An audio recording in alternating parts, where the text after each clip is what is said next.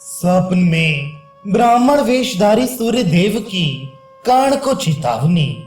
जन्मेजय ने पूछा, ब्राह्मण लोमश जी ने इंद्र के वचनानुसार पांडव पुत्र युधिष्ठिर से जो ये महत्वपूर्ण वाक्य कहा था कि तुम्हें जो बड़ा भारी भय लगा रहता है और जिसकी तुम किसी के सामने चर्चा भी नहीं करते, उसे भी अर्जुन के स्वर्ग में आने पर मैं दूर कर दूंगा। सो वैशंपायन जी, धर्मात्मा महाराज युधिष्ठिर को कर्ण से वे कौन सा भारी भय था जिसकी वे किसी के आगे बात भी नहीं चलाते थे। वैशंपायन जी कहते हैं, भरत श्रेष्ठ राजा जन्मेजय, तुम पूछ रहे हो, अतः मैं तुम्हें वह कथा सुनाता हूँ। सावधानी से मेरी बात सुनो। जब पांडवों के वनवास के 12 वर्ष बीत गए और 13वां वर्ष आरंभ हुआ, तो पांडवों के हितैषी इंद्र कर्ण से उनके कवच और कुंडल मांगने को तैयार हुए। जब सूर्य देव को इंद्र का ऐसा विचार मालूम हुआ, तो वे कर्ण के पास आए। ब्राह्मण सेवी और सत्यवादी वीरवर कर्ण अत्यंत निश्चिंत होकर एक सुंदर बिछौने वाली बहुमूल्य सेज पर सोए हुए थे। सूर्य देव पुत्र स्नेहवश अत्यंत दयाद्र होकर वेद वेत्ता ब्राह्मण के रूप में स्वप्नावस्था में उनके सामने आई और उनके हित के लिए समझाते हुए इस प्रकार कहने लगे, सत्यवादियों में श्रेष्ठ महाबाहु कर्ण, मैं स्नेहवश तुम्हें परम हित की बात कहता हूँ, उस पर ध्यान दो। देखो, पांडवों का हित करने की इच्छा से देवराज इंद्र ब्राह्मण के रूप में तुम्हारे पास कवच और कुंडल मांगने के लिए आएंगे। वे तुम्हारे स्वभाव को जानते हैं तथा सारे संसार को भी तुम्हारे इस नियम का पता है कि किसी सत्पुरुष के मांगने पर तुम उसकी अभीष्ट वस्तु दे देते हो और स्वयं कभी किसी से कुछ नहीं मांगते।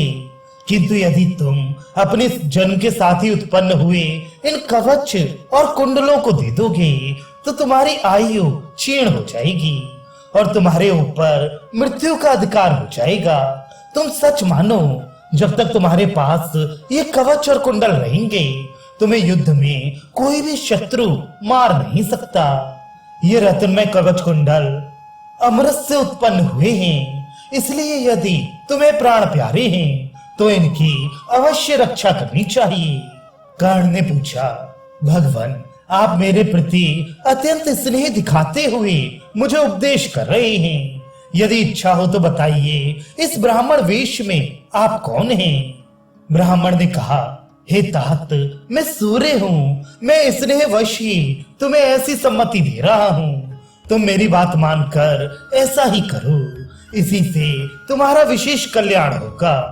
कर्ण बोला, जब स्वयं भगवान भास्कर ही मुझे मेरे हित की इच्छा से उपदेश कर रहे हैं, तो मेरा परम कल्याण तो निश्चित ही है। किंतु आप मेरी ये प्रार्थना सुनने की कृपा करें। आप वरदायक देव हैं। आपको प्रसन्न रखते हुए मैं प्रेम पूर्वक ये निवेदन करना चाहता हूँ कि यदि आप मुझे प्यार करते हैं तो इस व्रत से मुझे विचलित ना करें। सूर्य देव, संसार में मेरे इस व्रत को सभी लोग जानते हैं कि मैं श्रेष्ठ ब्राह्मणों के मांगने पर अपने प्राण भी अवश्य दान कर सकता हूँ। यदि देव श्रेष्ठ इंद्र पांडवों के हित के लिए ब्राह्मणों का वेश धारण करके मेरे पास भिक्षा मांगने के लिए आएंगे, तो मैं उन्हें अपनी ये दिव्य कवच और कुंडल अवश्य दे दूंगा। इससे तीनों लोकों में जो मेरा नाम हो रहा है उसे बट्टा नहीं लगेगा।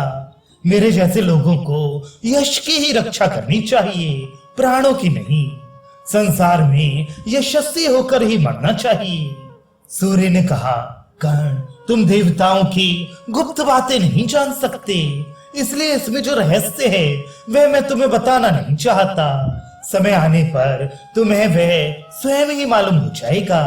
किंतु मैं तुमसे फिर भी कहता हूँ कि तुम मांगने पर भी इंद्र को अपने कुंडल मत देना, क्योंकि इन कुंडलों से युक्त रहने पर तो अर्जुन और उसका सखा स्वयं इंद्र भी तुम्हें युद्ध में परास्त करने में समर्थ नहीं है। इसलिए यदि तुम अर्जुन को जीतना चाहते हो तो ये दिव्य कुंडल इंद्र को कदापि मत देना। कर्ण ने कहा, सूर्यदेव, आपके प्रति मेरी जैसी भक्ति है वह आप जानते ही हैं। तथा ये बात भी आपसे छिपी नहीं है कि मेरे लिए अदेय कुछ भी नहीं है। भगवान, आपके प्रति मेरा जैसा अनुराग है वैसा प्रेम तो स्त्री, पुत्र, शरीर और सुहृदों के प्रति भी नहीं है। इसमें भी संदेह नहीं कि महान भावों का अपने भक्तों पर अनुराग रहा ही करता है। अतः इस नाते से आप जो मेरे हित की बात कह रहे हैं उसके लिए मैं आपको सिर झुकाता हूँ और आपको प्रसन्न रखते हुए बार बार यही प्रार्थना करता हूँ कि आप मेरा अपराध क्षमा करें तथा मेरे इस व्रत का अनुमोदन करें, जिससे कि याचना करने पर मैं इंद्र को अपने प्राण भी दान कर सकूं। सूर्य बोले, अच्छा, यदि तुम अपने ये दिव्य कवच और कुंडल दो ही दो तो अपनी विजय के लिए उनसे यह प्रार्थना करना कि देवराज, आप मुझे अपने शत्रुओं का संहार करने वाली अमोघ शक्ति दीजिए, तब मैं आपको कवच और कुंडल दूंगा। महाबाहु इंद्र की वह शक्ति बड़ी प्रबल है। जब तक वे सैकड़ों हजारों शत्रुओं का संहार नहीं कर लेती तब तक छोड़ने वाले के हाथ में लौट कर नहीं आती। ऐसा कहकर भगवान सूर्य अंतर्धान हो गए।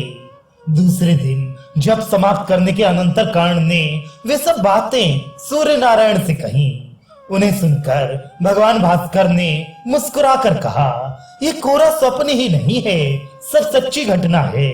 तब कर्ण भी उन बातों को ठीक समझकर शक्ति पाने की इच्छा से इंद्र की प्रतीक्षा करने लगे।